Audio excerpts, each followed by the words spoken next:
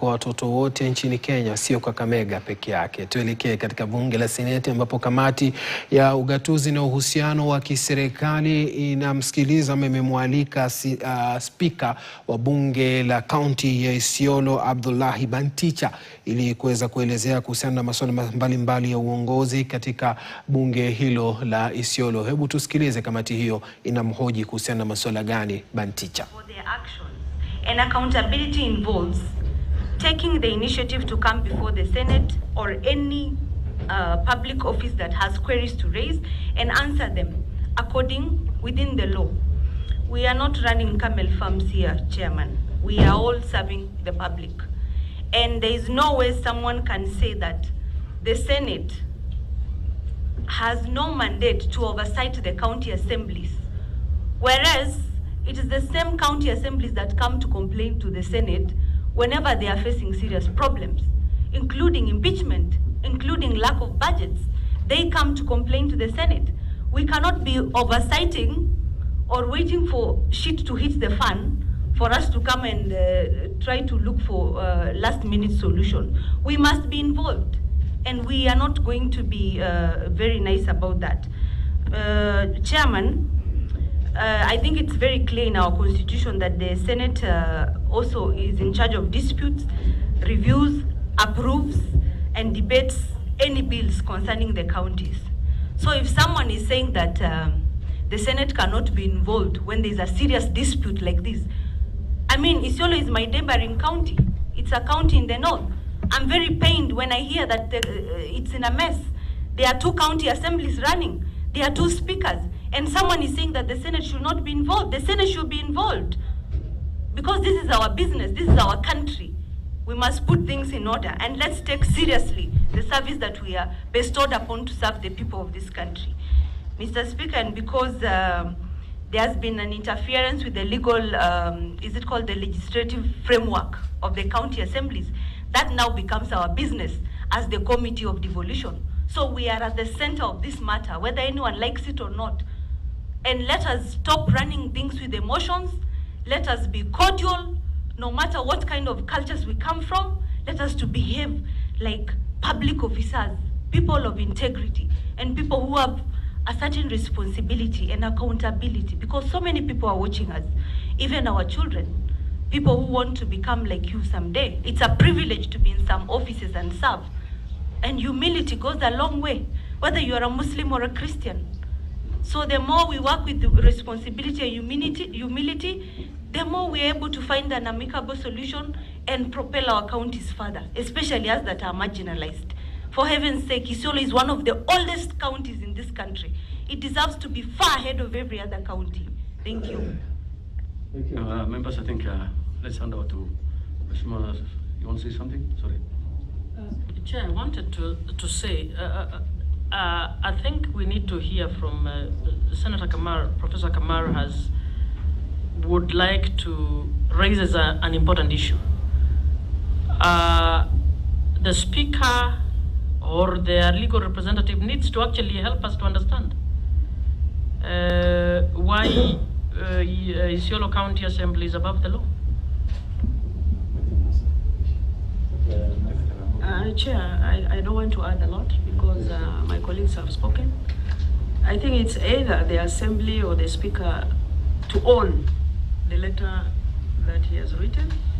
And if he owns the letter, he should apologize and withdraw the actual content of that particular letter, especially the matters of oversight. If we don't expand that, somebody else will use the same excuse. So let them expand the letter and apologize, then we can proceed on the matter that is before the committee. I thank you. Okay. Over to you, Mheshimiwa Senator and the Speaker. Abdullahi. Thank you, Chair. Chair, we will give the reasoning behind our response, our letter, and our legal counsel will expound on that. But I want to inform the committee, we didn't relocate to Oldonyiro, out of nowhere. The entire county assembly chambers offices were destroyed during the impeachment. Order, Speaker. Speaker, let us not move. Can we start on the preliminaries? Please, one preliminary check. We're saying we are now discussing the letter, your response. And the response that you have given us was not palatable to this committee or into the Senate. So please, just to our discussion now, we want your position. We want you to retract the letter so that we can proceed ahead again. Okay, thank you, Chair. Let me give our legal counsel to give an explanation on the same. Okay, the legal man, please, what's your name and introduce yourself? Chair, thank you very much. My name is Jacob Ngwele. I'm an advocate of the High Court. Do you have the letter of the architect that you are supposed to present this? Yes, I have it in my chamber. Yes, been attended. So, Chair, I was given, I've been representing the County Assembly and the County Executive also. And on this particular matter, when we received the letter, the Speaker and the Clerk requested for our advice. And since the subject matter, which the Senate had invited them, related to the proceedings of the House, that the question of relocation of the Assembly is made pursuant to a decision of the House. So we looked at the County Assembly Powers and Privileges Act, Section 13, which were passed by this particular Senate, and this particular powers and privileges is a replica of what you have at the National Assembly, the one you have. And this one shield the Speaker or members of the County Assembly or the staff from discussing or giving evidence of proceedings of the House. This one was basically it's the same as inviting a judge of the High Court to appear before the Senate to come and explain the judgment which they wrote. So basically that one is what the Speaker was saying, that with review to the Powers and Privileges Act, the Speaker is not a member of the County Assembly who makes a decision. That is a corporate decision of the House, and the Powers and Privileges Act, Section 13, gives the Speaker and also the Clerk that immunity. That is why it's called Powers, Privileges, and Immunity. It gives them the immunity so that they cannot go and give evidence of the proceedings of the House without the leave of the House. It doesn't give them unqualified blanket. They can only go back and seek the leave of the House. And at the point this letter had been written, they had not sought the leave of the House. So that is basically the reasoning. The other issue... Legal counsel, with all due respect, the letter does not describe anything to do with the Assembly. This is a personal response from the Speaker. Okay? We are not infringing any standing orders of the County Assembly. The response came from the Speaker that he does not recognize the oversight position of the Senate. Constitutionally, we are giving that, and I have read for you the article. So it is not a matter of the County Assembly, it's a matter of the Speaker writing a letter in response, in reply to the demand, the request made by the Senate, the Committee of Revision. So we're not discussing anything to do with Assembly. We are discussing the response, the letter that the Speaker wrote. And if you are the one who, the letter, you are the one who really wrote it, then that was wrong.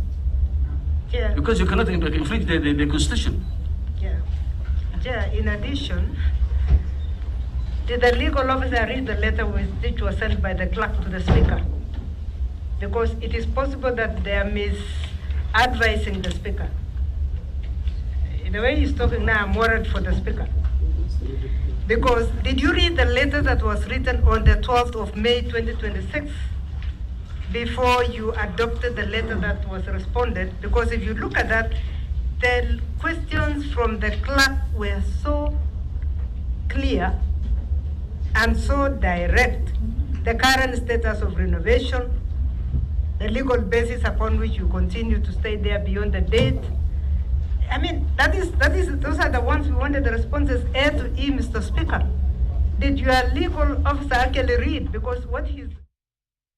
Shaka huyo ni Margaret Kamara ambaye ni mmoja ya maseneta katika bunge hilo la Seneti, akiwa mwanachama wa kamati hiyo ya kusimamia masuala ya ugatuzi na vile vile uhusiano baina ya serikali za kaunti na serikali kuu, wakiwa wamemwakilisha pale ama wamemwalika spika wa bunge la kaunti ya Isiolo Banticha kuweza kuelezea kuhusiana na mzozo unaoendelea katika bunge hilo, kuhusiana na kuwa na maspika wawili na vile vile kuwa na uongozi ambao unahitilafiana na uongozi na uendelevu wa bunge la kaunti hiyo ya Isiolo. Tupate pumziko fupi. Tukirudi tutakuja kuelekeza macho yetu katika masuala mengine ambayo yanajiri. Usende mbali mtazamaji.